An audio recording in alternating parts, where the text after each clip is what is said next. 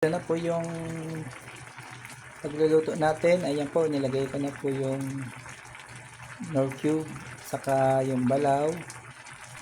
So pag medyo tuyo-tuyo na po, ilalagay na po natin yung liputok pala ang tawag doon sa pinakapurong gata, yung naon ng ginata.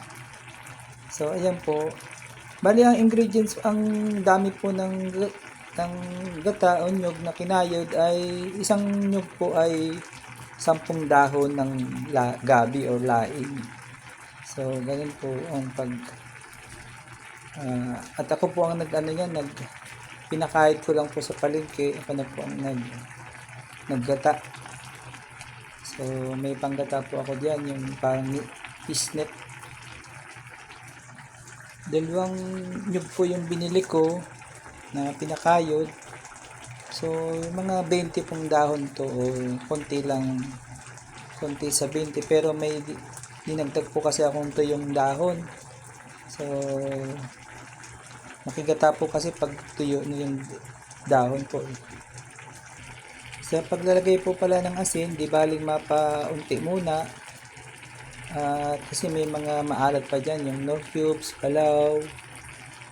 So di baling mapatabang, wag lang mapaalat. Tumatagal din po ito ng 1 oras sa pagluluto. Bago ko po malimutan, nalagyan pa nga po yan ng mamaya-maya ng pagluto na yung dahon ng konting suka. Yun po ay pampatagal para hindi mapanis kaagad. Malapit na pong matuyo, pwede ko na pong ilagay ang suka ng konti ayon sa inyong panlasa. Nagdagdag po ako ng konting asin, tapos nilagyan ko po ng konting patis at oyster sauce. Ito po, dadagdag na po ako ng pinaka-gata po, ang pinaka-liputok ang tawag. Ayan po. Ayan po, malapit na pong maluto. Depende po sa inyo kung pagmamantikain nyo o yung sabaw. Pwede rin kasi masarap na ulam na rin yan. Ayan po, malapit na po.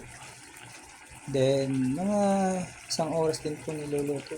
Maybe. Tapos po mahal po ang nyug kasi dito sa Manila.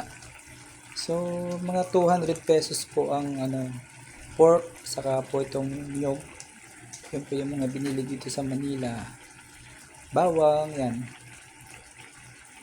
Salamat po.